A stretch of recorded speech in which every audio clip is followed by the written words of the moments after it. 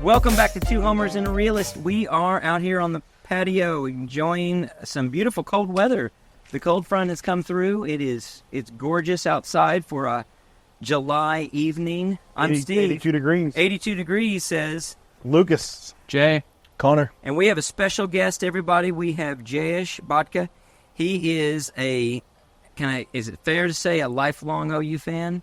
Or nearly so? Yeah, as soon as I could, As soon as you could I was breathe? allowed to watch TV. How about that? Well, that's perfect. Tell us, Jay, what's your origin story as an OU fan? I think some of my earliest memories were my parents and my uncles dressing me up in the OU football costume on those OU Nebraska games and the Orange Bowls. Just being a 4, 5, 6-year-old, watching those games and just seeing my dad and his friends, my uncles, just Lose their mind. losing their,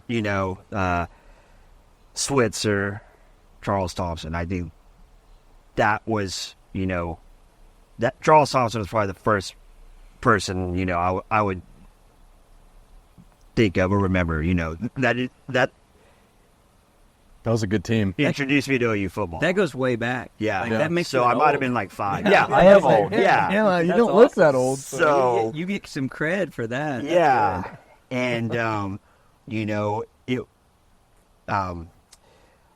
I don't have any brothers. I have an older sister, but my 2 cousins who are my brothers, they're hardcore Nebraska fans. They grew up in Nebraska, and so there was also like that rivalry. Huh.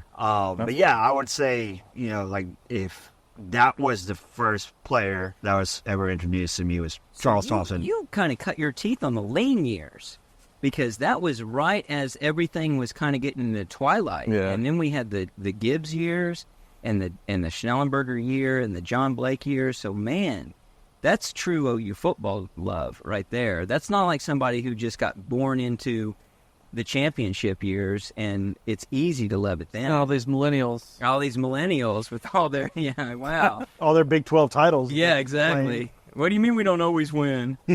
That's pretty cool. Well, we'll come back. I've had to watch us lose national championships, guys. Oh, yeah. Yeah, we were there too. And that's painful. Yeah, I think we all have. The millennials have gone through some pain as well. Yeah, we hear about it all the time. So we're going to come back to some of that, Jay, and we're going to put you through kind of a get to know who you are as a fan in a little bit. But first, let's turn to some things that are like what's new, guys. What's developing?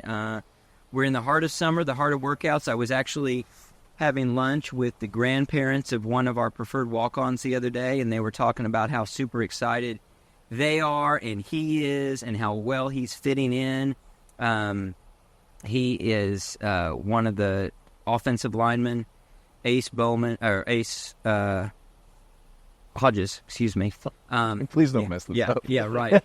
And he's got so many great things to say about it. And of course I'm hearing this through his grandparents, but he did not grow up an OU fan. They weren't OU fans primarily, but they are just falling in love with the whole system.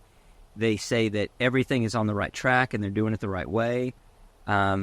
He is both. I said offensive line. He's actually went both ways in high school, and I think he's actually going to be on the defensive line. He switched, as it was news to me the other day, which obviously means he's behind a lot of talent, and he's not being intimidated by that. He's just out there working hard every day. But he said that it related through them that it is just a very impressive machine, and everything's going in the right direction. He's in the heart of workouts with Schmitty, so it sounds like it is just pain, but it's exciting. They did say that he's up like at 6 a.m. working hard, and by the end of the day, he is ready to go to bed.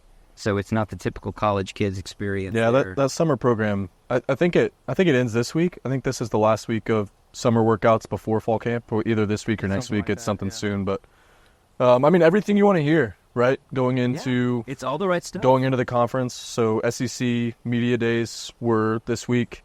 Caught a couple of clips of Venables and Stutzman and Bowman and Arnold all talking I was talking to Lucas earlier.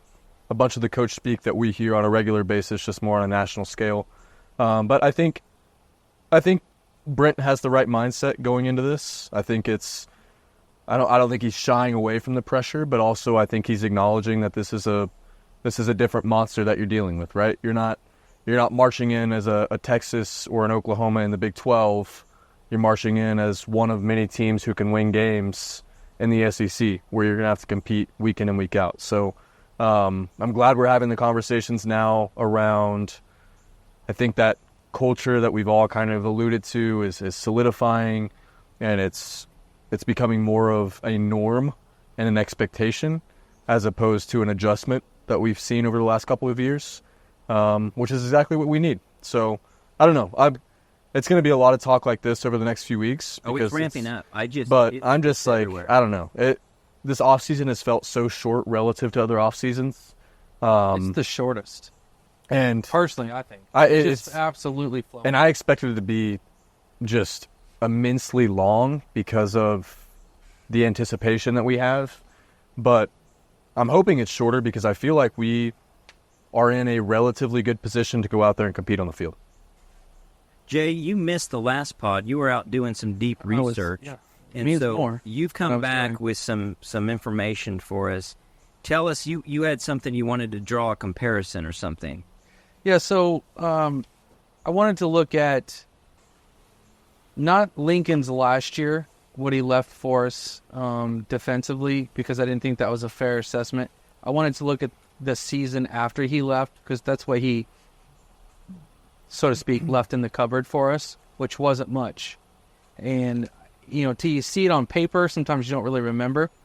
But let's just go just defensively here. And offensively, it's Lincoln still left us a bunch on offense. Obviously, took Caleb, etc. But offense is still loaded. But I really just wanted to show an example of where the defense has gone so far under Brent. So, in 2022, the starters, this is for the Texas game. Defensive line. This is the Texas game that we got beat 49-0. Yes. Correct. It was Downs, Redmond, and Grimes. That was our starting defensive front. Okay. So contrast that with projections for our starters this year. You're looking at Downs, who is 2 more years matured. Dominic Williams. An All-American.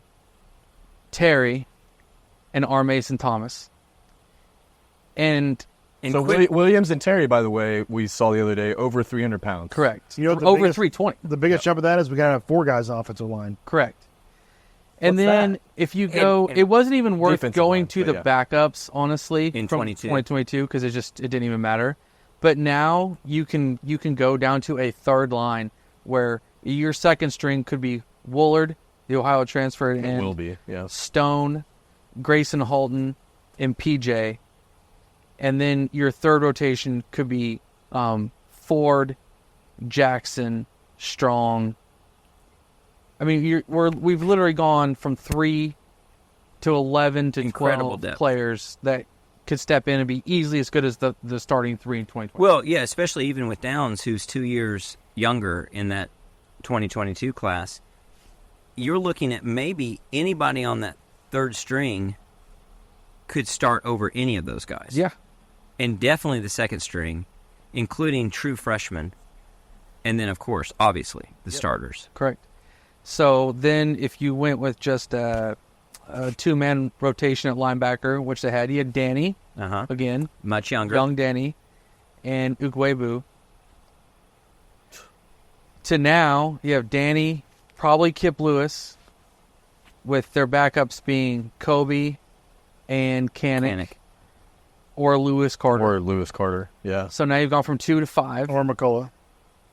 But McCullough on certain downs, goal lines and he's stuff working, especially, right? Yeah, he's been working linebacker. Yeah. So then this one's fairly mind-blowing to be completely Well, you've honest. already actually been mind-blowing. Yeah. Because you've multiplied it. I mean, the other guys are just bodies, to tell you the truth. No, yeah. no offense to them, but the guys when you didn't mention are just bodies. Yeah. And so you're already like a 5-2 situation.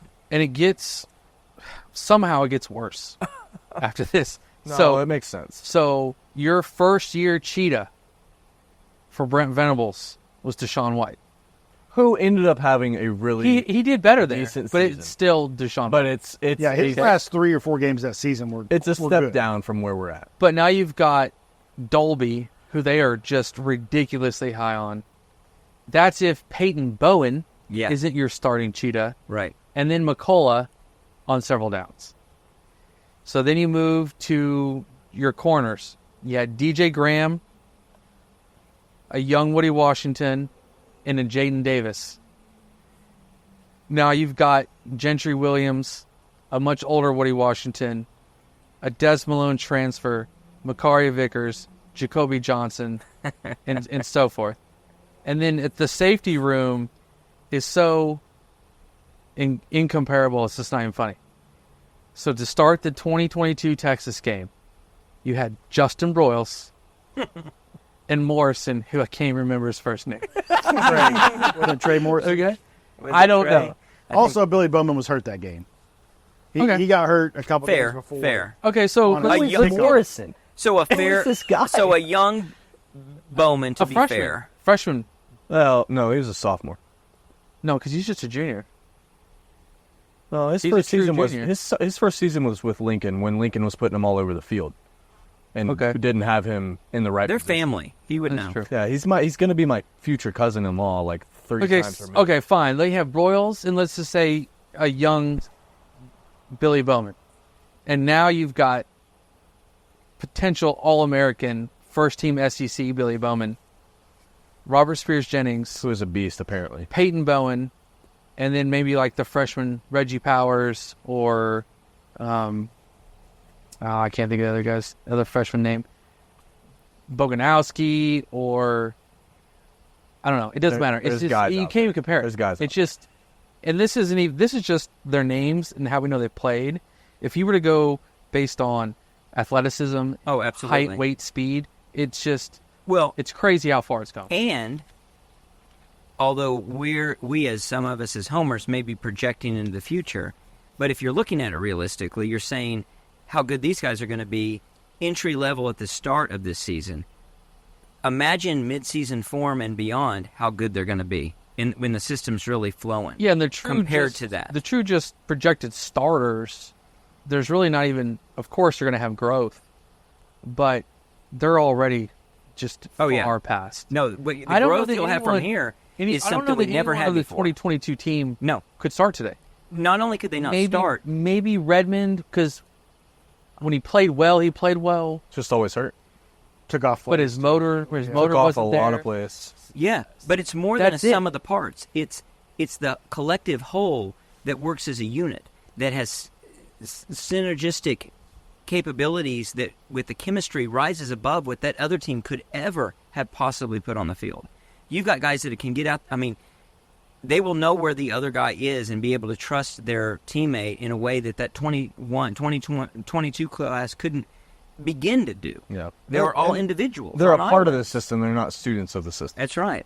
So, I think that's That's remarkable. I do think I think it's very indicative as well. I mean, I think just seeing Danny and Billy come back, we've talked extensively about it, but I think it's true believers of what is being done, especially on that side of the ball, in terms of just this is how we're going to run things, and it's going to be nice hopefully seeing things in year 3 smooth themselves out, because we got to the middle of last season and stuff started kind of breaking down a little bit, right? When we started playing different types of teams, we couldn't really.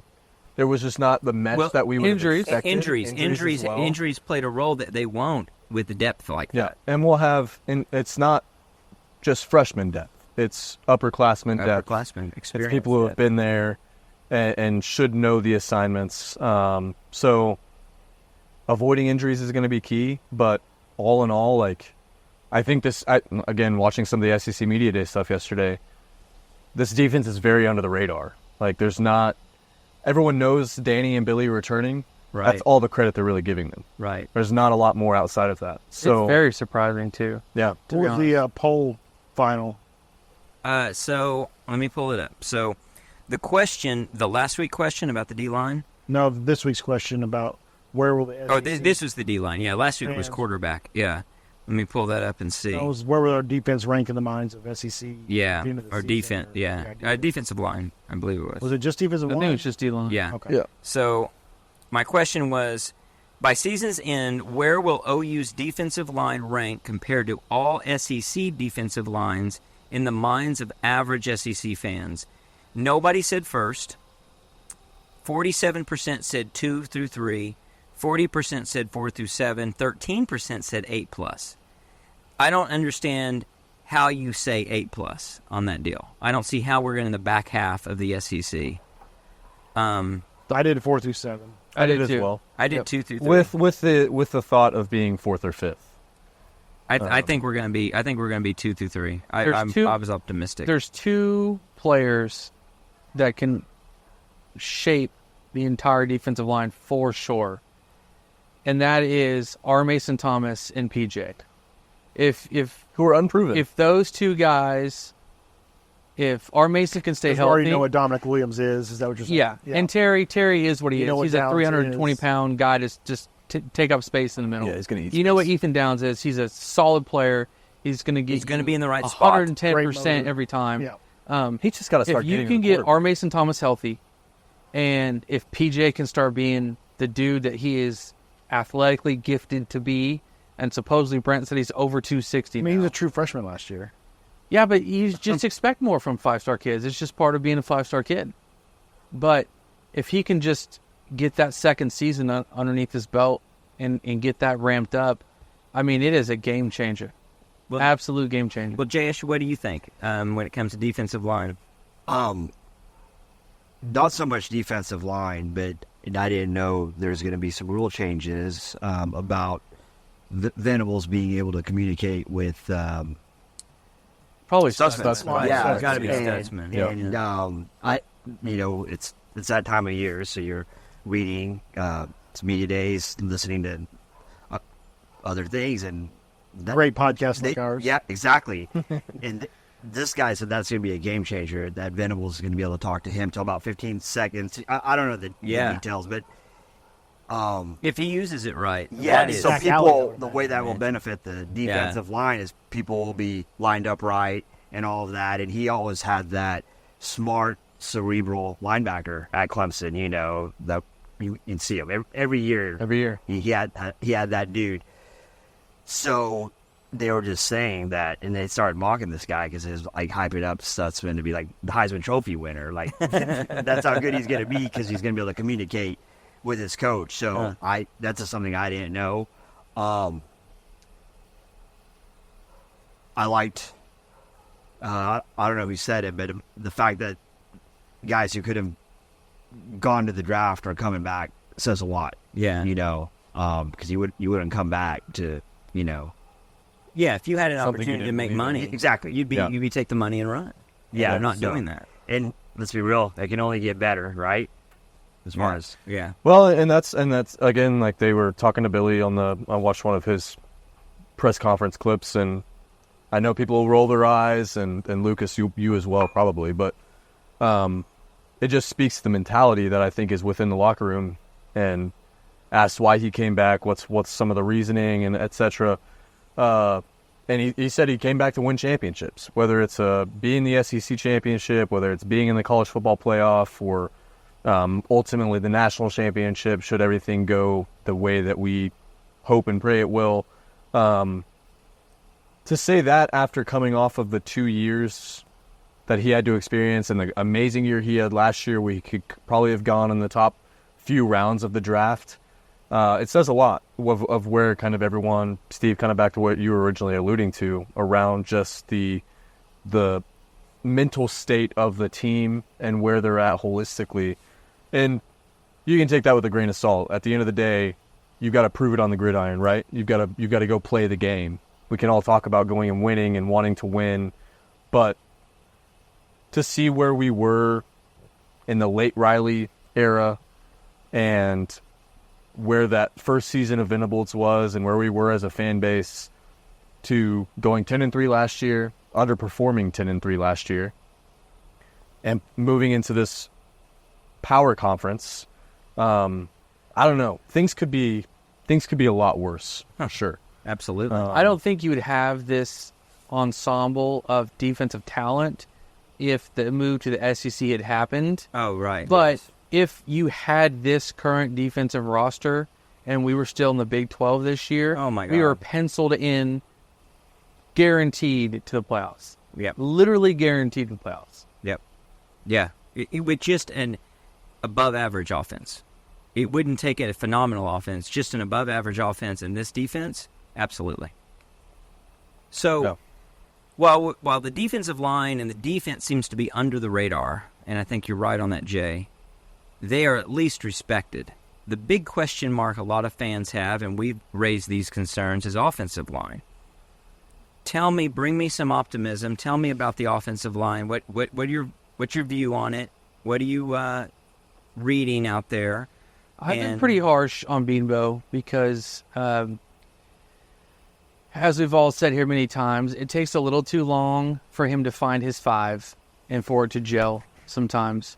And he seems to, for whatever reason, which honestly doesn't make much sense, strike out on high-profile national targets. Struck out another one last week. Yeah. And so I don't really understand the disconnect there because you can't use... You can talk to all the coaches in the pros. You can talk to the scouts. They all absolutely love him, think he's great, think he's the best. The former players that are NFL starters. Yeah. Not just starters, like all-stars. Yeah, and just how many people he gets drafted. Yeah. That weren't elite recruits coming in. So the disconnect there is strange. All I can think of is kids just don't want to be coached that hard. I don't know. That's all I can think of. He's just an old school, hard-nosed offensive line coach. And maybe he only needs to go after kids that can handle that. That's just my opinion. I don't know. Okay. But besides that, the line is new. And I think when the common fan hears the word new, they automatically think young and inexperienced. Yeah. And the only thing that this, projected offensive line is they don't have that cohesiveness yet. The history together. Yeah. And it is important. That's not to downplay that part of it at all. But they're not an inexperienced offensive line. You have potentially your right tackle with 25-plus starts in the Big Ten. Your right guard has 25 starts for North Texas and is the most athletic offensive lineman we have. Your center was a top 4 ranked center in the entire country last year with like 32 starts. Probably your left guard is a guy that started 5 or 6 games for the Joe Moore award-winning line from Washington last year. And then your left tackle is Sexton, who might be the most overall talented offensive lineman we have. So, I mean, they're new. They need to learn to work together and gel, but they're not inexperienced. And they're all used to playing college ball. It's not a bunch of young guys that all of a sudden are going to run into SEC players and just not know how to handle it or know what this power looks like or anything like that. So to me, it's optimistic. Still, I still worry about it. Optimistic, it's still but a concern, right? For sure. And I think that's the thing. What you said off the top is we don't have the 5 games to get the gel. We've got 3. I mean, we literally have 3 games to say this is what we're going to do. Not 3 cupcakes. Yeah, no. I mean, Houston and Tulane are not going to be pushed. Right. No. So, but if you don't have it figured out by the time Tennessee rolls in, who's going to be equally as hyped to go on the road against Oklahoma, their first season in the SEC, and their head coach, and Josh Heupel coming back, and they've got like a first-round defensive end. If you don't, top 10 pick, yeah, and if you don't have it figured out until the mid-season mark, like we usually do, you're going to be 3-3 after Texas, right? And I mean, legitimately, and that's when the alarms start really going off, especially if you go and lose. Again, that's worst case scenario. Losing 3 straight after hopefully winning the first 3. Right. So I don't know. It's just I don't want to see that be the case this year. It can't be. Like, I really don't think it can be. Or we're going to it's going to be pretty detrimental. Well, you're going to probably see a change in leadership, a change in coach with Bedenbaugh. I think he's a great coach, and I have a lot of faith. And when you talk about the guys in the starts and the talent they've got, the raw talent, I take a lot of optimism from that. Jayesh, what do you think? Optimistic, pessimistic? What's your feel? Trust in Beatonbow, I mean, yes, may not have as much time to gel. You have to split that Tennessee Auburn. You got to go 1-1, or it can get ugly real quick. Yeah, yep. But he's the best O-line coach in the country. So just you got to put your trust Joe in him. Moore Award winner this year, Lucas. What do you say? No chance to win the Joe Moore Award this year. I mean, it's something we talked about ever since we started this podcast about why is it that we don't have an offensive line figured out until Texas. Hopefully, like Jay said, you've got a bunch of guys that do have valuable experience, even though they haven't played together in tandem. But hopefully, even if we've got a huge lead against Temple, I still want to see those same 5 guys come out midway through the third quarter, and they're still out there playing together, working it to get the experience of each other, lining up next to each other. You don't want to see at halftime, if it's 42-0, you bring a whole new set of 5 guys in, or leave 1 or 2 out there and just see what they do with these other guys. That's what we're going to do, though. That's probably what will happen. But like you said, Tulane's not going to be a pushover. Houston probably won't be a pushover. So you may be playing full games with those guys. I mean, what's funny is, and again, I don't disagree with anything you just said. I think it's pretty accurate. But playing a little devil's advocate here, you look at our last Joe Moore award-winning group in 2018, what looked like it would be kind of a hodgepodge group of dudes that ended up just working. So I do think that season it took a minute for them. I mean, they had Kyler Murray as well throwing the ball, which was a cheat code in and of itself. And being able to escape any situation. Being able to scramble and do whatever he wanted, right, inside and outside of the pocket, was a massive help.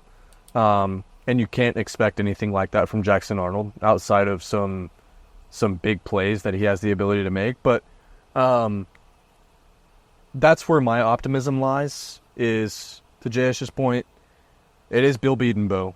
He has proven talent. We just mentioned it. The proven talent that he has in the NFL, the product that he has produced, seemingly year in and year out at some level on that offensive line to get production. I would say, and there's a little bit of, this isn't as a slam dunk maybe as I'd like it to be, but his weakest year was under our weakest offensive coordinator that we've had in a long time. Well, and that's what we discussed last year, right? Is how much of Bill Beatonbow not looking good was on Jeff Lebby. Yeah. Right? Like, I think we all agreed Bill Beatonbow had quite a bit more say with both Bob Stoops and with Lincoln Riley. Mm-hmm. And it seems like, we heard about Bill Beatonbow and Lebby, or Bill Beatonbow having issues in the coaching room last season because of scheming, etc. Same thing with DeMarco Murray. Right. So you got to hope and the relationship between Beatonbow and Luttrell is quite good from what we understand. So, well, their brother. Well, they're family. So exactly. they better. It's not always you good. would think it's pretty good. Well, I also hope when you have a new line, but they're not experienced players, you've got to think that people that have played 25 plus games can figure that out pretty darn quick. Right. It's a difficult position, but it's not that difficult. Yeah, well, that was something you should understand. We talked about at dinner a little bit, and it sounded like from the other end of the table that Lucas was not as enamored with the starts. The fact that this group comes with a big history of starts, more starts than the Texas offensive line, more starts than quite a few of the others, and by a margin. And Texas is picked to go, I think the over-under's 10.5? Right. I think for us it's the most starts in like 4 seasons or something dumb like that. But you're not so I wasn't enamored because you got guys that were from lower schools in crappier conferences. Yeah, I started in North Texas for 25 games, but how many true big games did that guy play in? 2 over 25? We're talking the level of competition he's facing in those 25 games won't compare to even the Auburns or the South Carolinas of this year's schedule. Here's where I think you're right, but you're also not right, or Jay's right, and that is, you're right. And that actually goes back to also talent. Like if this guy, unless he was just a true diamond in the rough, he's not your all-American prototypical 5-star guy, right? But we talked about and looked back at different teams that were just of age, like that.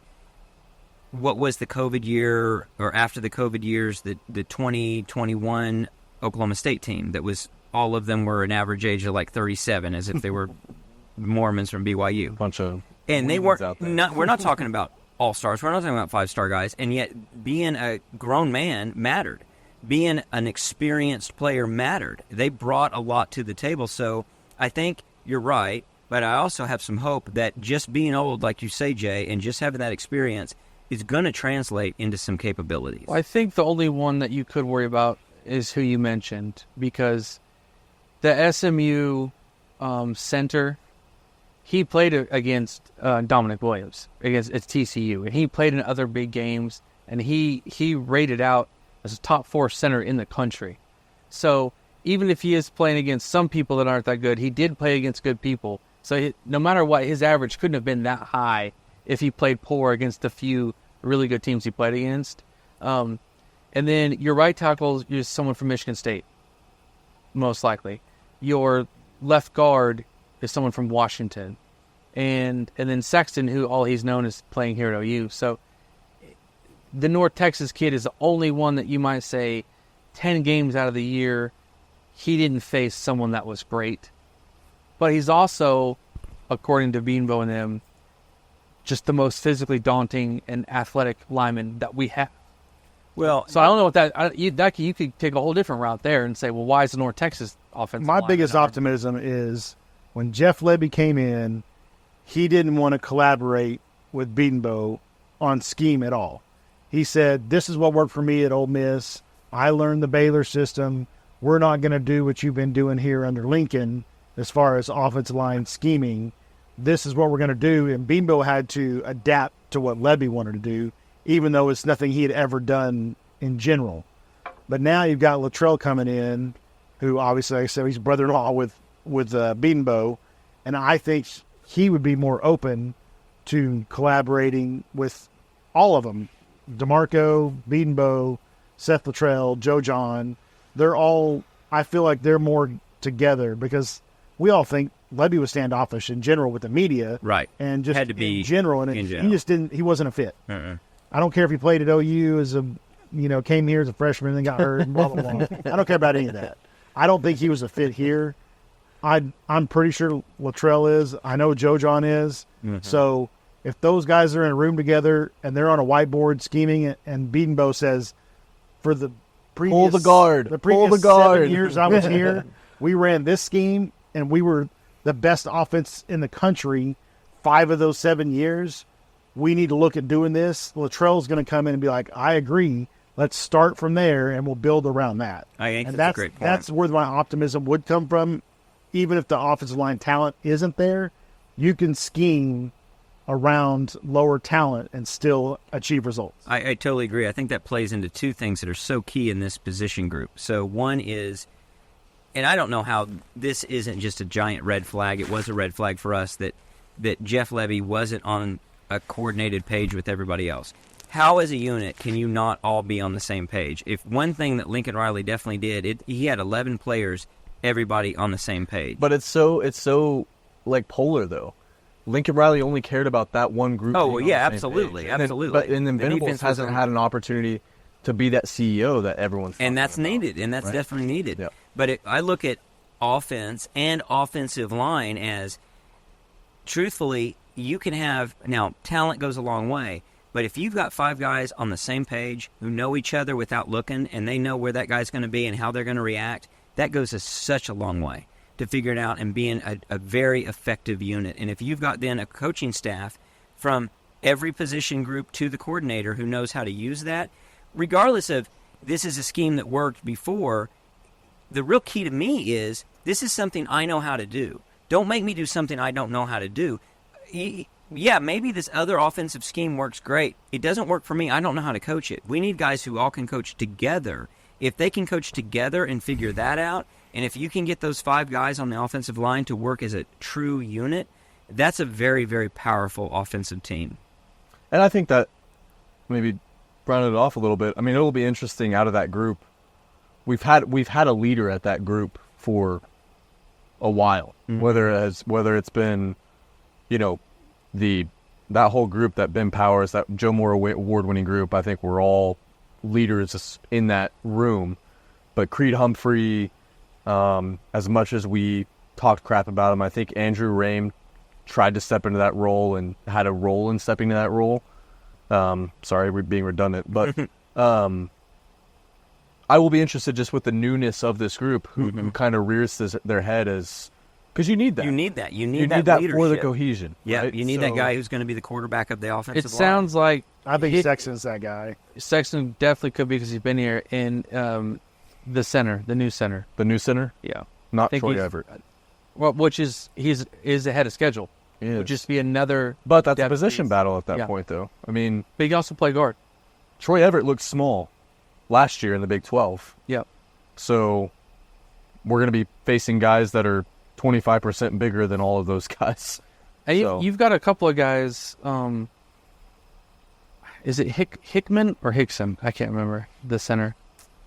I think it's Hickman, but don't I think hold it's me to Hickman. that. I think it's Hickman. I'm so bad at names. But this is a kid who probably would have got drafted in the later rounds or late rounds last year, and he knows that this is his chance. Mhm. It's kind of like Rouse from Stanford last year. Mhm. He would not have gotten drafted coming out of Stanford.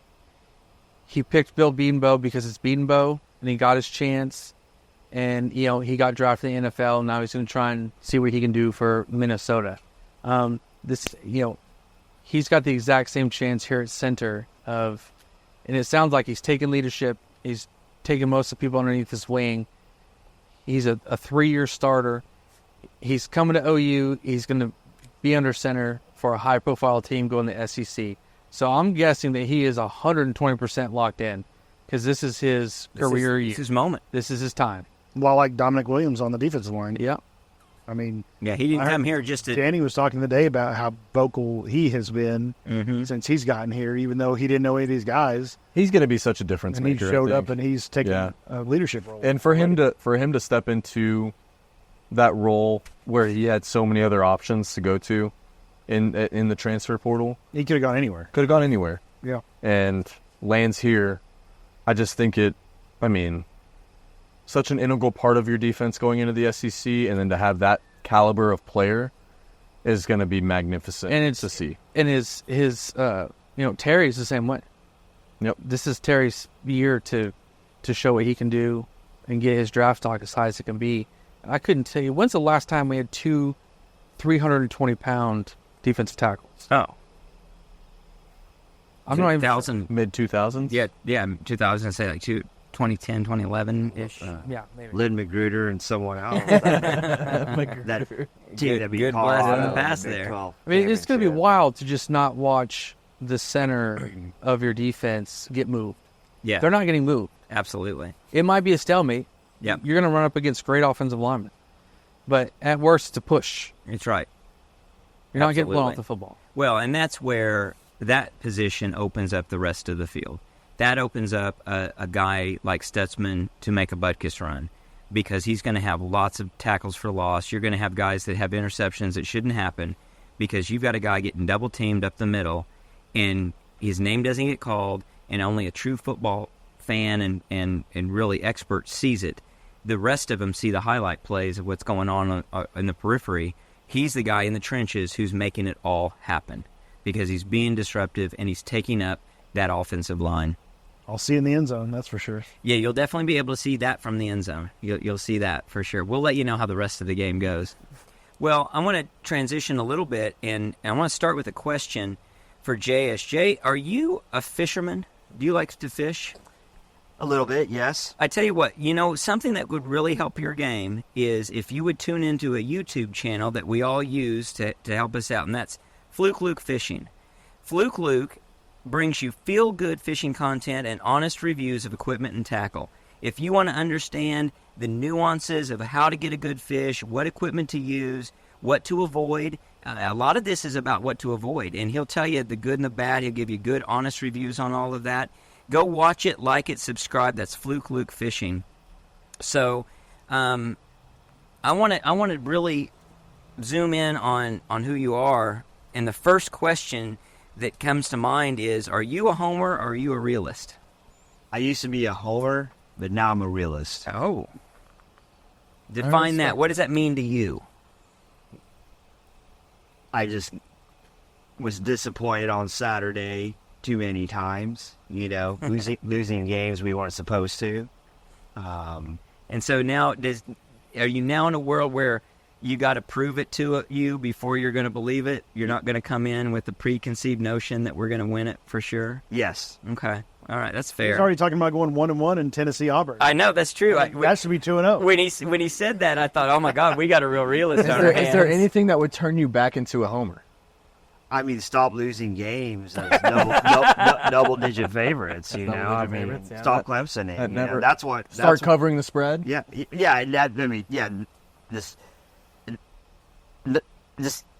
I experienced some of the worst OU losses, we became the Clemson, so that's when that switch happened. See, this is where I waffle with the whole where I stand, because we have the team almost every year to win every game we play. In the Big 12, we had the team year to win every game we play. Maybe from now on, that's not the case. Right. And maybe we all become more of a realist. But even this year, there is not a game on the schedule where we are just out-talented.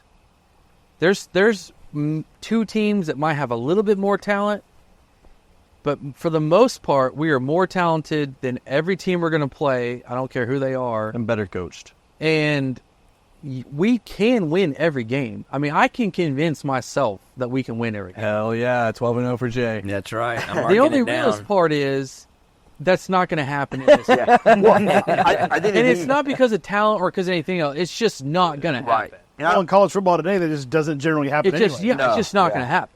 So I think the thing you can't measure, and I think a good analogy would be the AFC North in the NFL, where it's a grind, so Cannibalistic. playing a good opponent when you're beat up, which we're going to experience in September, right? Tennessee, Auburn. So you can't, that's where you're not going to be able to measure, just they talk about the grind of the SEC. We'll get there. There's no doubt.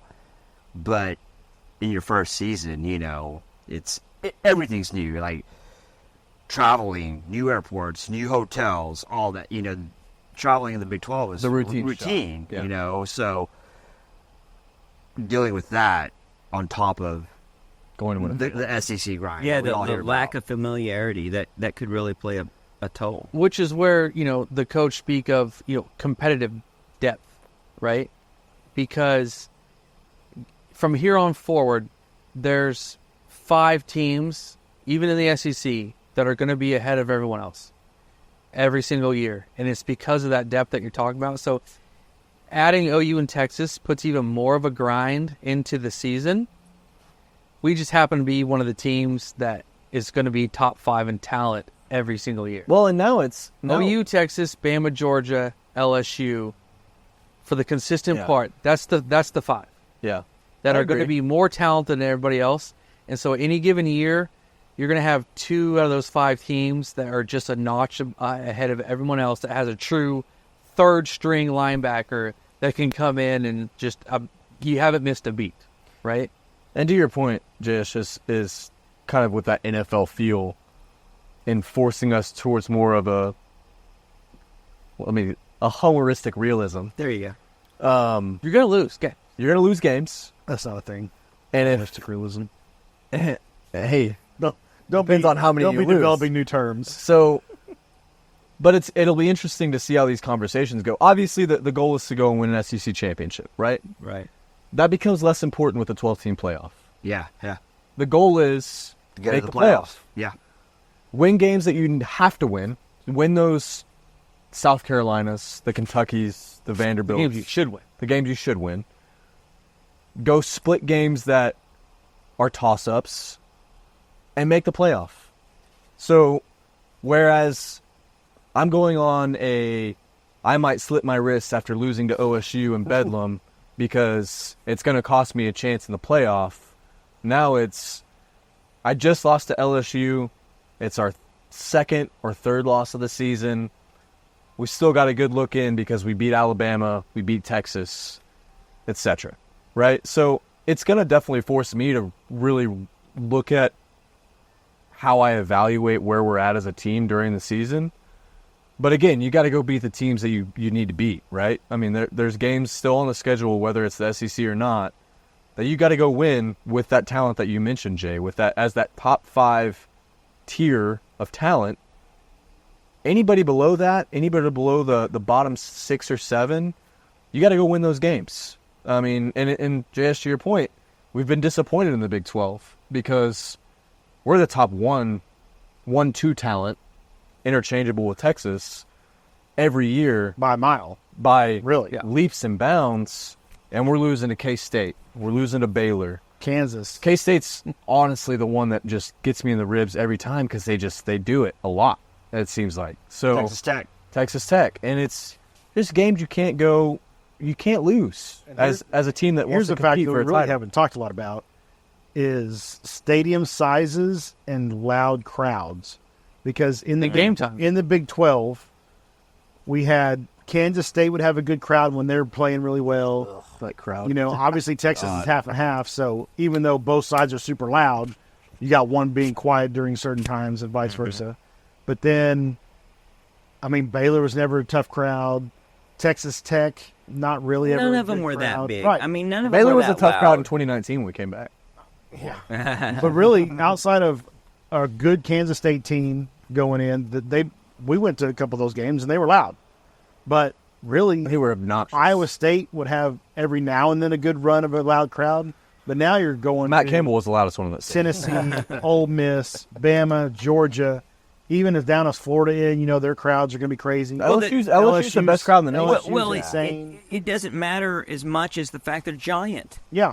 They're really The big stadium stadiums. capacity, when you're going to Stillwater and there's 45,000 people there, now you're going to a South Carolina where there's 65 or 70 or whatever. It's they are. going to be ain't bigger Neyland than that. Stadium 3 or 4 times a year. Yeah. Yeah. It's hard to factor in positively or negatively how much it helps the team that all the games are bigger.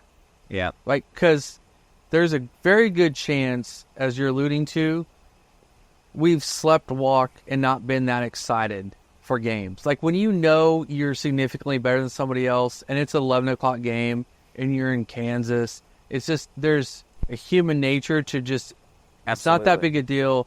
If we play pretty good, we're going to win, Hard to motivate. But now, having the new to the league, you're going to get everyone's shot. You also don't want to be embarrassed. You don't want to embarrass your fans, yourself, your coaches, everybody.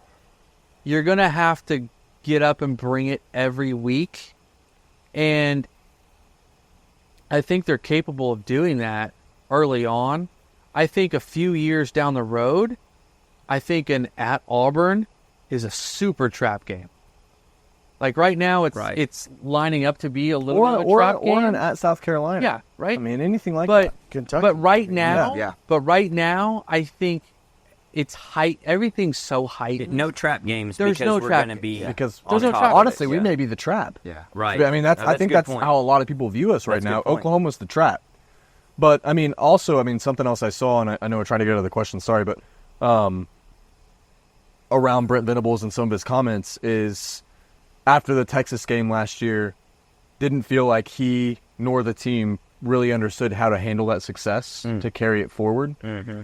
And said he had a conversation with Nick Saban after and was talking to him about it. And that's what Nick Saban said, is when you're successful in the SEC, you're going and beating these big teams. Being able to sustain that on a consistent level is the hardest thing to do.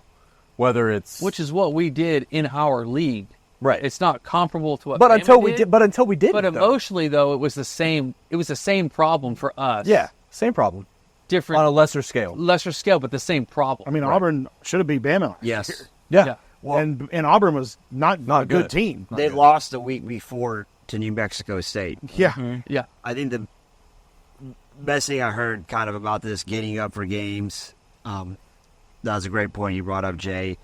In consistency, a long time ago, I heard that the only thing consistent about 18 to 21-year-olds is that they're inconsistent. And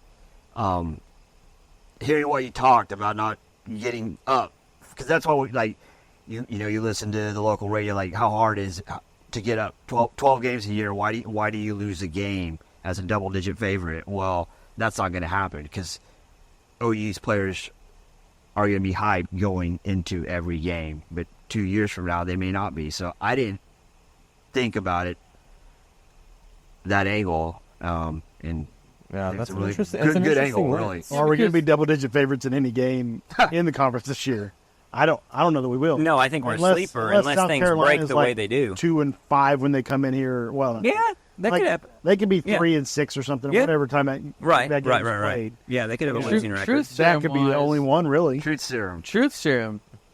I would trade for Texas' schedule, Oh, absolutely. but I would not. easily. But I would I need not. truth serum to say that. But I would not trade the position that they're in. No, in terms exactly. of expectations, everything. Yes, No. 10.5 versus Texas 7.5. is acting like they're this big Absolutely. dog, and everyone's gonna be like, Oh, he has a hell coming of a out job in for front us of him. to gun for us. This Yeah. whole other thing, and OU's we're just kind of piddly punking over. Oh, we haven't had to go through that. It's in classic 25 setup years. for Sark.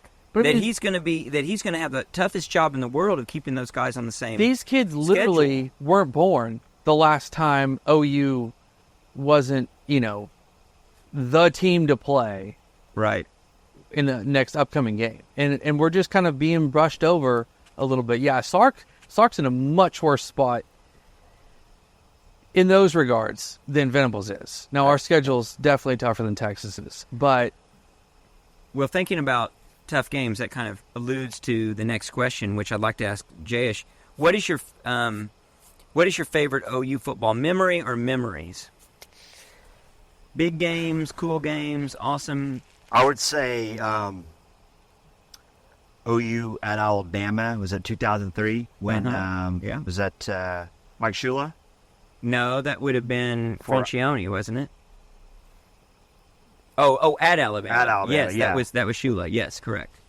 And we drove everything that happened on the drive there. I got a speeding ticket on the state line.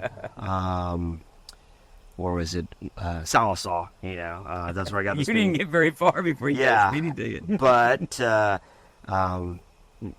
there were three of us. Two of us were still in school, and then OU alum joined us. And then our plan was to stay in Memphis that night, which we did. And then we went to Tunica and won a little bit of the speeding ticket back on roulette. But when we got there,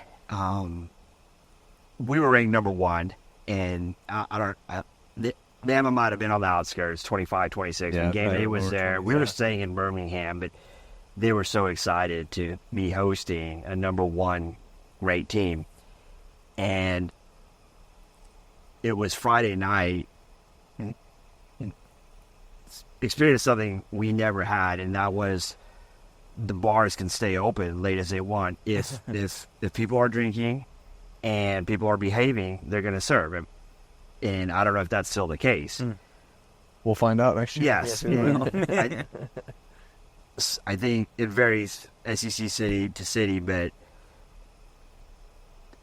bars open until 3, 4 in the morning, and we had a DD that took us back to Birmingham, and then the next day, go back to Tuscaloosa, and then probably we talk about it all the time. The group of people who went on the trip, probably the best back-to-back play calls in OU history, where you get a fake punt and then a bomb to Brandon Jones. Yeah. And it's game over. Yeah, totally. I mean, a game that was tight, and we just opened it up right there. I was at that game, too, and it was it was just magical because, you felt like you felt predetermined. You're the better team. You should be winning. And it's a struggle. And it's a heck of an atmosphere. And we're struggling. And they call that fake punt. And that's back in the days of, when Bob would really be a gunslinger and he'd do that stuff. And it still was unexpected. Big game Bob. Big game Bob. And he threw it to, what was his name? Michael Thompson? Was Yes. it? Who caught it? Yeah. Who could have ran for a touchdown, but he had gotten in a car accident, I think. No, that was afterwards. The car accident. Yeah, But he was no, wide open. He barely caught. Yeah.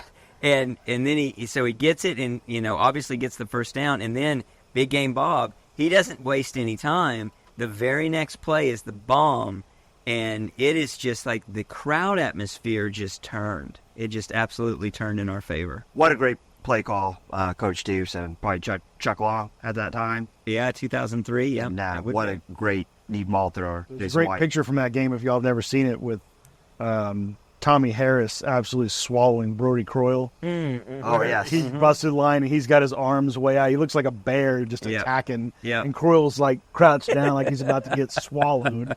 And that still shot is fantastic. That's a cool memory. That's a unique game. I mean, we've all talked about a bunch of games we've been to and memories, and that's It's one an that awesome doesn't get brought up a lot. I think it was everything, just the drive out there Yeah. and what, staying in Memphis, and, we had a late night, but when we were younger, and, when you're driving, it's just the adrenaline that's fueling you. There's no way I would drive from Memphis to Birmingham on 3 hours of sleep now, but then it didn't, you don't think twice. Was necessary. Well, we mentioned some players that obviously Tommy Harris, one of the greats. What is your favorite? Who is your favorite all-time player at OU? If you can pick one, maybe it's a couple.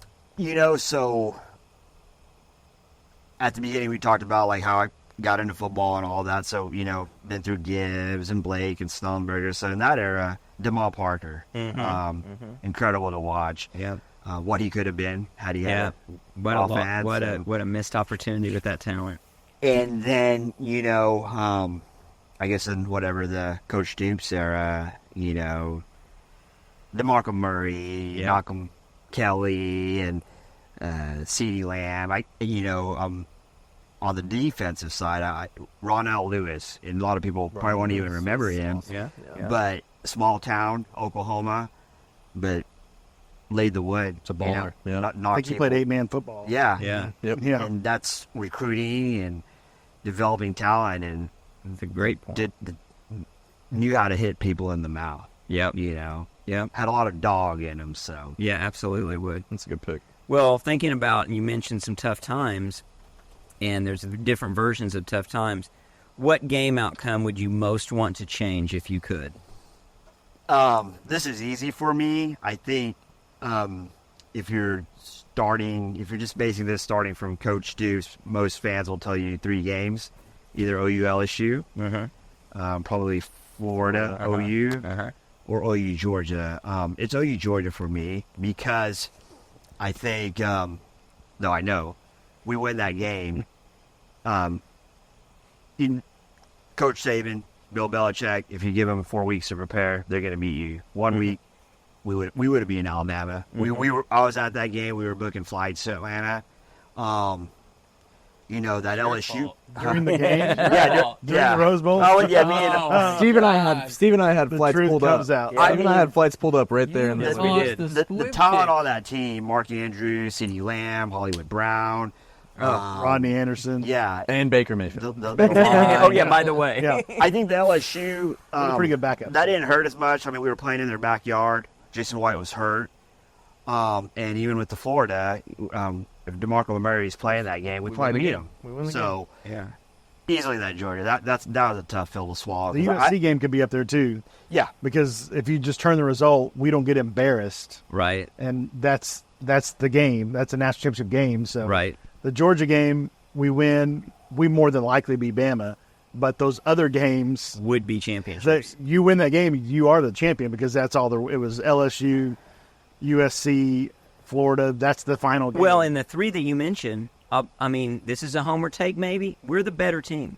We're the better team against LSU, against Florida, and against Georgia, and like you say, the better team in the emergent championship game. I think Georgia, if we win that game, the landscape of what our program is right now is completely different. See, that's how I feel about Florida, because I think the Florida loss It put us into that little dark ages of. I think even Stu felt like, I don't know if I can do this win anymore. Like, I don't know if I can win these games anymore. And recruiting took a hit. Well, he admitted it. I mean, he admitted in his book. He almost left.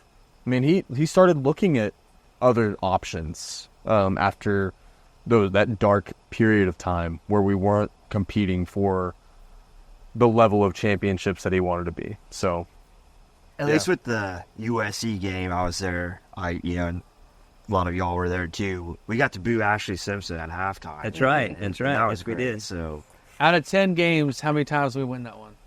I think it's 5-5. 5-5. Yeah, I mean that was one of those games where it snowballs from the Mark Bradley. I mean, It they had snowballed. our playbook. you look I don't at know. look at the guys we put in the 5-5 NFL. seems tough. There's a lot of NFL talent on our roster too. Jamal Brown. I tend to agree that it's closer than what people would naively say. Now, I do agree with what Connor's saying, that the accusations that they had our playbook are fairly substantial. I'm not a big conspiracy theory guy, but there's a lot out. there's a We went lot right out down the there field and about scored in that. the first round. Yeah, and after that, I thought that's how the game was going to go. they're calling out our plays. I mean, it's it's pretty obvious. Dudes are making incredible. Our their tight guys end- were their- covering. Oh yeah, Their tight end was just you don't insane. That you game. play that 10 times over. They don't do that. Yeah, and I think at the end of the NFL talent we put out ended up producing Oh, more. Especially, I mean, I'm talking like absolutely. the Jamal Brown, the O line, especially.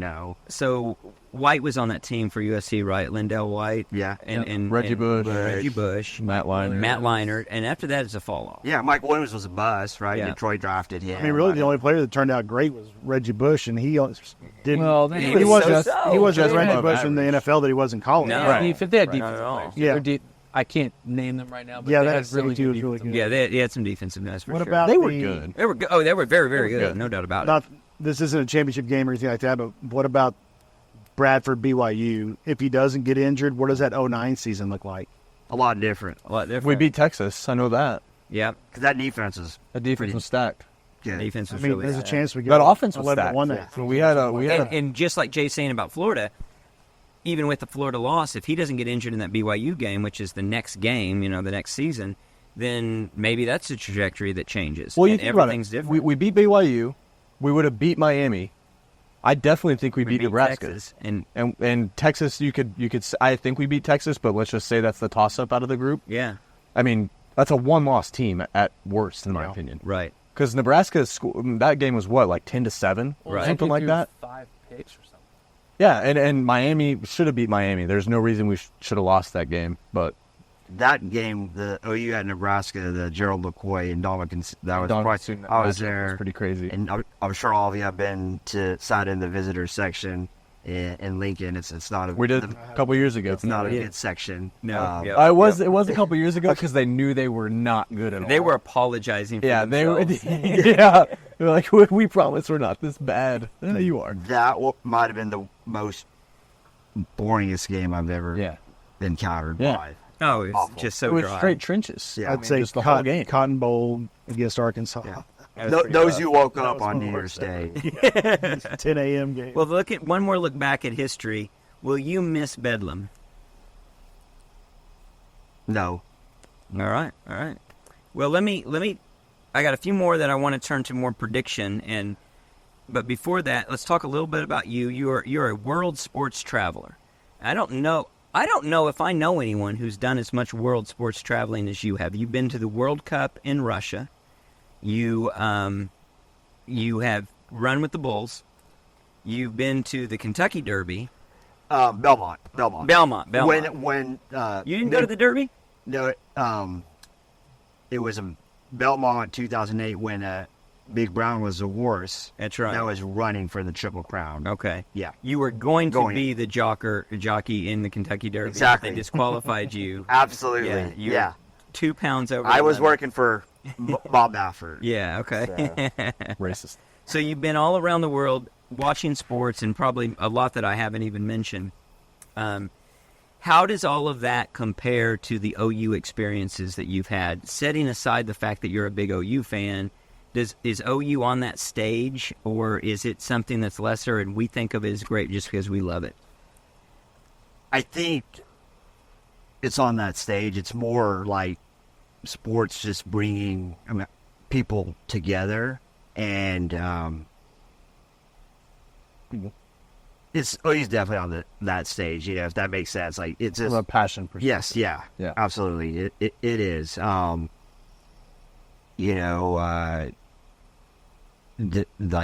European soccer fans, soccer, they're just they're calling their radio station, wanting their manager fired, all of it. But as far as the pageantry and the passion, it's definitely on that stage. Well, tell us a little bit about your business. Get a plug in for Orange Theory. Tell us what you do. You get people into great shape, right? I don't. I work with people who You do it at a high level. Well, thank you. We get people, into shape, but it's more about just shape can be measured in a lot of different ways, So even a guy like me could come and get some absolutely benefit out of it. Absolutely. Right. You would love it because of the technology side of it, the data side of it, but you hear a lot about like non-scale victories, right? I feel better, I sleep better. It's not all about just losing weight, and I think a great thing we do is community, and we're willing to meet you wherever you are on your fitness journey, and it's been great, What is the typical experience for somebody who comes in brand new? What does the program look like? Well, someone who's anyone who wants to try an Orange Theory fitness class, their first workout is always free because we want them to experience it. And, they come in, they get fitted for their heart rate monitor. And, I know a lot of like commercials or marketing videos you may see, it's always like the person running on the treadmill and all that. That's not the case. We have people who walk, we have people who power walk, we have people who jog, we have people who run. And one of the two big components of our model is our real-time heart rate monitoring system, and that it's backed by science. And I think that some of the coolest things I've seen is when like someone who came in and they were just a power walker, and 3 months later they become a jogger, or they're a jogger, 3 months later they become a runner. And people ask like, well, how am I going to get my heart rate up? I just walk. Well, you go on an incline. So this could be a podcast on its own. Sure. That's why we just tell people to come take the class, and That's awesome. It's get people in shape. I think it's great. So and have fun. And have fun. That's a big element of it, right? Because as we all probably know from our own personal experience and what I've read about exercises, and it's like diet too, you're only going to get success out of something you stick with, right? And so it's got to be fun, and it's got to be something you're going to want to do to stick with it. So it sounds like there's really two elements, and maybe one stronger with a certain group and another with another, and that is part of it is the community aspect and the pushing each other, and the sometimes competitive, sometimes supportive, and then the other would be the data-driven. Here's what I did last time. Here's what I'm trying to do this time. Is that a fair depiction of it? Absolutely. And one last thing, and then we'll go back to the serious business about the community, not just our local community.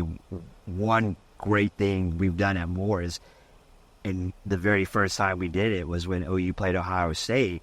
We challenged the studio in Columbus to a calorie challenge. Nice. And what we did is we picked a day, week of the game, and just how many calories our membership base burns. People who took class versus them. And it was cool because we would send out a halftime update, and we set the rules at the beginning, and the losing studio would have to play the fight song of the other studio the day of the game and take video and all that. And that has been a lot of fun. And that shows people that this is a global brand. Awesome. And what's funny, we have the greatest members, like Connor's mom. That's the only reason I agreed to do this. She's an amazing lady and woman. But what we were seeing, anytime we would win the challenge, we would lose the game. But vice versa. That first one we did, we lost the challenge, and then we won the Ohio State game, and that was 2017. And then in the national semifinal in December, we challenged the studio in Athens. We beat them. Oh, no. And then lost the game. Oh, no. And that trend was going on, so Okay. our members started saying, don't do challenges anymore, or throw the challenges. Well, either that or let us know the outcome of the challenge, and so we can make it a real Steal lock of the week. So Absolutely. that's what we'll do. That's Absolutely. great. Well, I appreciate Absolutely. you talking about that. So your location's in Moore. Yes. All right. Well, that everybody should go check that out. Let me ask you. We've talked about this on numerous pods, and we will really be talking about this kind of stuff going forward, obviously, when we get into fall camp. But let me get your early, maybe too early picks on some things. Will OU win a national title in football by 2030? Yes. I like it. What are your Really thoughts? lost my ass. Yeah, and it could be Well- more than one. Well, because of the new format, and when you were talking about, yes, you were almost right. The goal is to win the next game, the next week. But coach speak, it's conference. But I was hearing arguments that it's better off not playing in that title game and still getting in the playoff because you get a bye essentially. So Yeah. Yeah, Things it's to think going to about. be a real interesting. We're not gonna thing. know, yeah. It'll be a I think silver lining. the prestige starts to deteriorate. Right. Or it's Yeah. and it's, Which is always the fear, right? You diminishing the regular season. Well, and to that point, I was talking, and I won't disclose any details that I shouldn't, but I was talking to a head coach of an SEC program, and he was relating how he had a conversation with the conference commissioner. And the question became, how should we structure this? And the answer from the coach was, well, what do you want? Do you want SEC titles, or do you want the national title? Because if we structure it properly, we will get more teams into the national championship, into the playoffs. But if we don't, we'll have a true SEC champion, but we'll self-eliminate. So we got to be careful. We got to be strategic about who plays whom and how that breaks down, so that we don't self-eliminate. So that is definitely on the minds, at least in the SEC, Greg Stanke and others. So I think it's something that you have to consider. Now, you do have to have a legitimate champion at some measure, and you have to have legitimacy in your league, and you can't exactly predict the future, but it's something that you got to be careful about, because if you have too many teams self-eliminating, then you start to you get into a difficult situation where you're not getting the teams into the playoff that you really deserve to get and into. I guess they've incentivized that to an extent, right? Right. The auto bids. right, But right. if it turns into something where you've got 4 well, power conferences or 3 power conferences, and those conference championships translate into buys, yeah, it's even more incentive to get there. Yeah, but not a home game. Right, you lose a home game. Yeah. You lose a home, but I mean, I guarantee you go ask any coach out Take there. the bye. You take the bye over the home playoff game. Yeah. The one extra home playoff game. I don't think. I do think we're going to see some diminishing of the championship game, but probably not the season. I'm hoping. Not this Yeah. season. Not the season. Not the season. No, the I championship agree. game. No, yes. I agree. No, with that, I too. agree with that for sure. And I think yeah. I mean, as a conference, your goal should be to get as many as teams. Structure your league to get as many teams as you can in the into playoffs. there. No doubt. I'm hearing people say 5 teams from the SEC. It's possible. It's not impossible. It depends on everything else. It's a long shot, but it's definitely possible. Yep. So I got some other questions. Lucas, do you have a question? Or Yeah, it was just a general question. I don't think we've talked about it on previous pod. But what is the first conference title in the SEC that OU wins other than football? Other than softball or gymnastics? women's basketball. Women's basketball is that's your guess? That's a good guess. It could be football. You're saying not softball, not gymnastics. Other than softball and gymnastics, which we would be Men or we would be women the favorite. gymnastics. Right. As a university, what is the first conference title in the SEC OU wins? It could be baseball. Baseball's tough. Wrestling? Baseball's Really tough. tough, We're not in the SEC still in and the Big wrestling. 12. We're in the Big 12. I got caught up. Sorry. No, it's a great. That's a Yeah, great but you have a run point. years ago for baseball. You Yeah, can do it. yeah, baseball. I mean, we went to the College World Yeah. Series. But 2 you're years playing. ago. You're playing It's the so Vandies. you're competitive. playing the I South understand that, Carolinas, but FCCs, you just have to win enough to get into the tournament, and then make a run. right? And then make a run. So I think baseball could be an educated guess. Oh, it's a good guess. It's. I would say that. I don't think women's basketball stands a chance with the way South Carolina and LSU have built their program. Oh, yes. No chance. I mean, that's another thing where you make it to the tournament Yeah. and you don't end up playing one of those teams. Right. You get a You lucky, land in the championship. lucky break. Yeah. that if could you- be possible. Yeah. I But I think that would probably be the two. think it's neck and neck between. I think it's neck and neck between baseball and football. Tennis. You know, Tennis. Yeah, that's true. Tennis. We're very good in tennis. Golf. We're very good in golf. very good. South has some good. Golf. That's a very Georgia's interesting really good. This question is SEC title. So if you're talking women's basketball, you do have to beat South Carolina. or No, LSU. exactly. Yeah. And if you're talking baseball, you do have to beat Tennessee, Tennessee, Vanderbilt, Florida, And if you're Texas, talking LSU, football, A&M, Texas, Tennessee. Yeah. something like that. And Right. if you're So we're talking talking football, The first SEC title OU wins, not softball, not gymnastics. Sure, football. I'm down. Football? football will be up there. I mean, tennis is up I there. know we got Kentucky. Men's basketball has. I mean, Not on the current not trajectory. on the current trajectory that it's on. It'll have Porter to change. Mosier should have been fired, and I'll say that out loud on the pod. I don't care. Absolutely. I'm Oh, I'm- all on the Mosier out train. I am too. I just thought that was an interesting question, though. That is a good question. That is a good question. Lock it in for football. All right, so Jayesh, what are your thoughts on the following two topics: coaching staff and direction of the program? We've talked around that a little bit tonight on the pod, but tell me more about your thoughts there. I think you have to give Coach Venables time, just with the situation he inherited. And, What's unacceptable this year for you, I mean, record-wise? What is You keep we need Venables. to, we need to keep Venables question at 5-7. Yeah, we need no. No.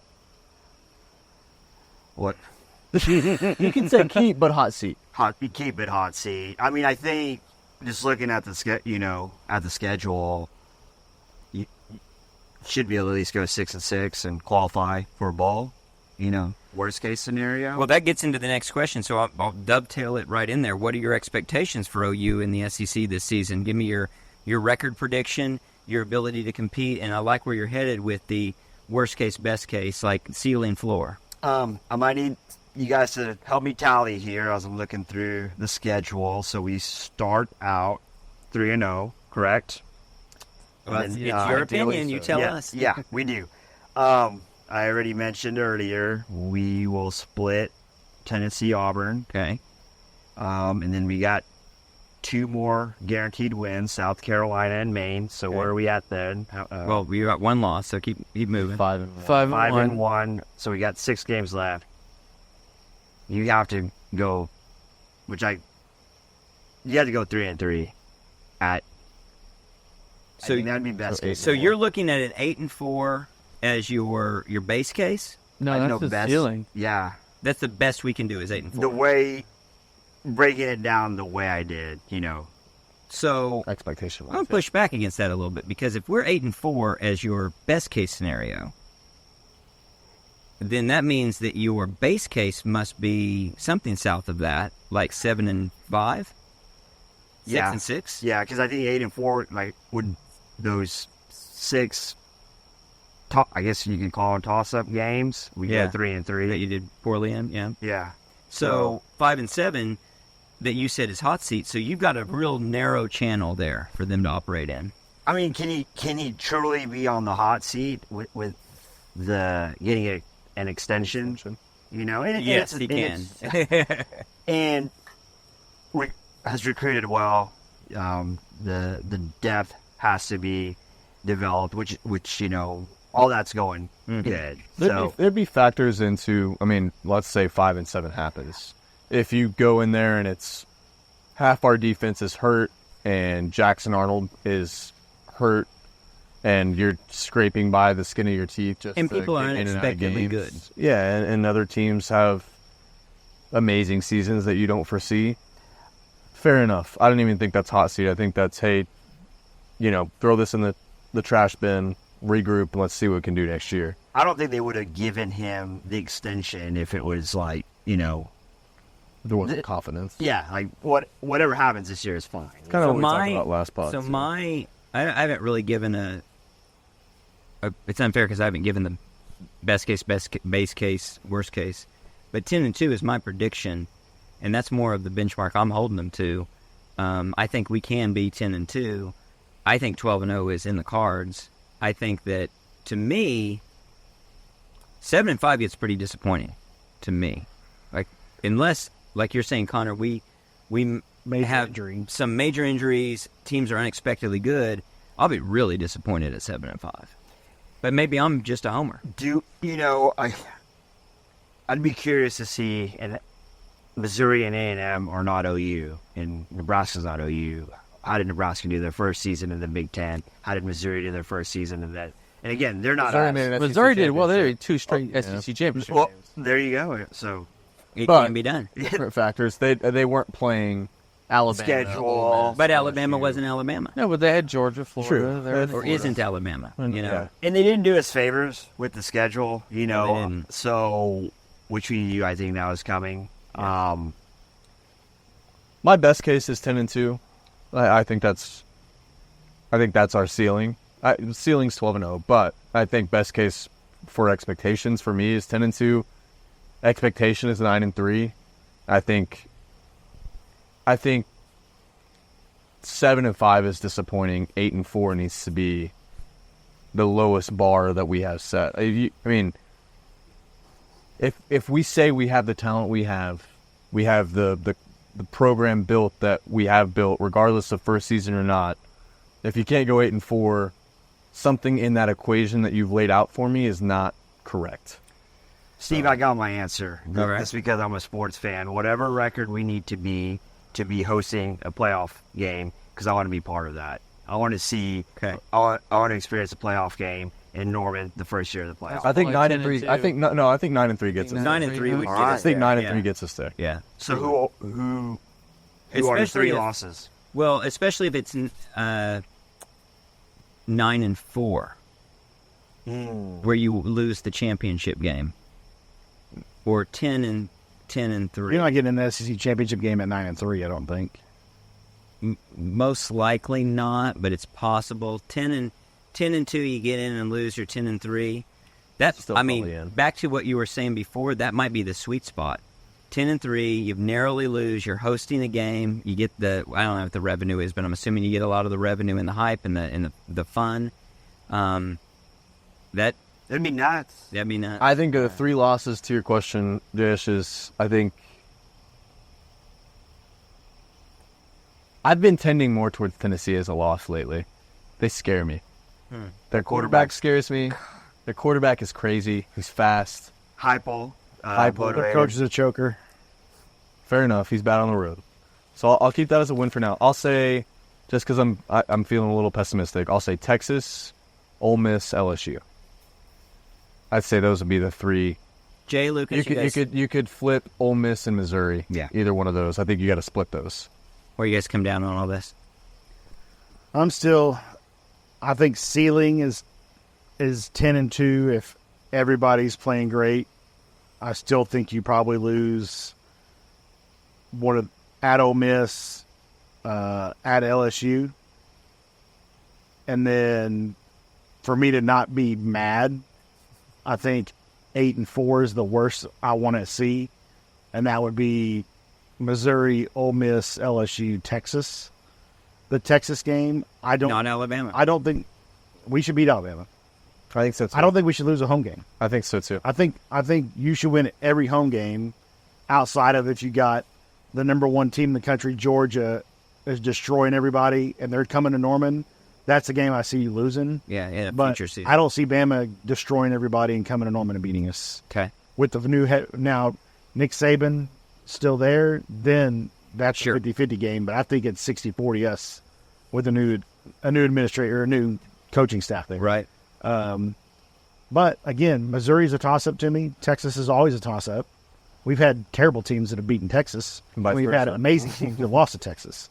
So that's a toss-up. So Missouri's a toss-up. Texas is a toss-up. And then Ole Miss, I think Dart is good. I think Kiffin knows what he's doing, and that environment will be tough. We'll just see. If So they I'm going going to to pencil that in together. as a loss. Yeah. And then into the season, I don't think Brian Kelly is a great coach. But But it's LSU, if that's a night game, that could just be disastrous in general. So or incredible. I'll be disappointed if we go 7-5. I think 8-4, I'm okay with. 9-3, I'd be happy. Jay, different? No, not really hardly any different. Man, I think it depends. This is, of course, with everyone being healthy and etc. Sure. But I mean, Arnold could be that dude. I mean, if Arnold is what he can be, I think the sky's the limit, to be completely honest. Well, and he's someone who's been overlooked as well, in my the opinion. defense is going to have you in every single game. It's the offense is going to lose us football games. So let me put it that way. I don't think there's a single week that we play this entire season where we're sitting here doing our post-game pod. Just defense couldn't do anything. Just couldn't get it done. Offense is scoring. We're not going to lose 42-38. It's just not going to happen. Wow, bookmark that. I just don't think so. I just think the defense is going to do enough to where we're more talking about if there's a deficiency, it is on a young quarterback and his decisions. It's on an offensive line not being able to run the ball against somebody. That's where it's going to come from. You don't think the defense could throw out two stinkers this season? That maybe Venables just gets out-coached because Lane Kiffin does a great job, or Missouri happens to just catch fire on offense? Well, yeah, I Defense think isn't ready for everyone's it? capable of throwing out some stinkers. But if I had to choose which side of the ball is going to put out more stinkers, I would lean towards the offense. Yeah, I agree. And Well, I agree with that statement too, but to say that we couldn't lose a game 42-38 and we're blaming the defense, I think is crazy, because we've had great defenses in the past that have thrown a game out there where we've given up 3 50-yard touchdowns over the top or something, and we're just like, if the defense could have just played better deep balls, we win this game by 2 touchdowns. I think it's horrifically disappointing with who we have on defense, to be honest with you, to have that type of game. I'll give so. No injuries. I'll agree You're with talking that. about Gentry Williams, Peyton Bowen, Gentry hasn't played a full season. Bowman, Robert Spears Jennings, and you're talking about like getting beat over the top all night. Throw in the agree whole with season you. if that's gonna. I don't know. Luther I'll Burden agree is with a you, except- phenom. but still. he's good for a couple 50-yard touchdowns. We said the same thing last year to an extent. And I know we had some injuries last year, but regardless, like we still had. I think we had a serviceable 2 deep. Again, you could go through what we did with the other 2022 team and compare and contrast. And I think in the front half of the season, we were doing exactly what you were doing. You were saying is defense is doing everything they need to do. I mean, we're holding teams to low amounts of points, low amounts of yards, and our offense isn't producing. And then we hit an impasse where, and Kansas is the prime example, where it's like we stopped playing. We scored enough points to beat Kansas on offense. Exactly. Well, that's what I'm saying. Yeah. And that's where one That of would the be a stinkers stinker. came from. And Well, they scored 32. It was that stupid rainstorm. We roll. If well, we needed a stop and we got it, and then the offense couldn't get a first I down. got a freaking pick with. And then we needed to stop, and they didn't get it. well, yeah. Yeah, that's true. but and we had needed turnovers. We a had start turnovers and when we didn't didn't have get turn- it. Yeah. So I agree, Jay. I think this defense is capable of going. Yeah, out last and year I putting on- don't think the defense put up any real stinkers last year. Arizona wasn't great. You had 4 7 interceptions, turnovers yeah. on offense or something. I mean, UCF wasn't great. but it was low. It was a low-scoring game. We couldn't. That was that score. Texas hangover too, right? Yeah, it was. And I think We I couldn't score though. like to dig in a bit. These tough games. I think what's important to look at it. Who are we playing the week before? Who are they playing the week before? And I haven't. Actually, that's brutal because I think there's We've got something Alabama, Missouri, like Alabama. 6 no, or there's like 7. 6 or 7 teams have a bye week before they play us. Again. That's that's SEC, brutal. That's that is tough. really, Texas really, paying really, people really off. Yeah. So So if we kind of back to the playoff discussion, so obviously we all want the home playoff. absolutely. I want the bye. Actually, no, I want the I want bye. the bye. Oh, okay. If we have Yeah. to choose the home playoff, though, if that's it, or not getting the bye is a better question in this aspect. So I saw a matchup having Oregon at 5, us at 12. Do we go to Eugene to experience that playoff atmosphere Oh, yeah. as opposed And to watch Dylan Gabriel dice us up with all his talent. or a ref. Well, we'll know. We don't have to cover anything past 20 yards. Yep. Yeah, exactly. Yeah, make sure you have someone over the top for the interception. That's all I'm Yeah, that's saying. right. Yeah.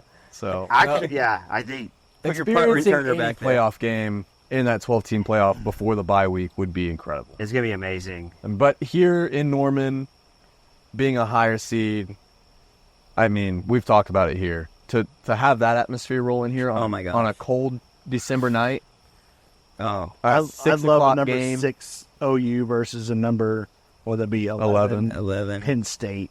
Something Oh, like that. yes. Yeah. We would stomp Penn State. number 11. That would be game. awesome. Oh, yeah. And Notre Dame's definitely in Get the some mix for revenge. that. Cool. Yeah. That'd be cool. That'd be very cool. Wow. Sign me up. We've got a lot, obviously, on future pods coming up to talk about with all this. It's just going to ramp up from here. I got one last question for you, Jayesh.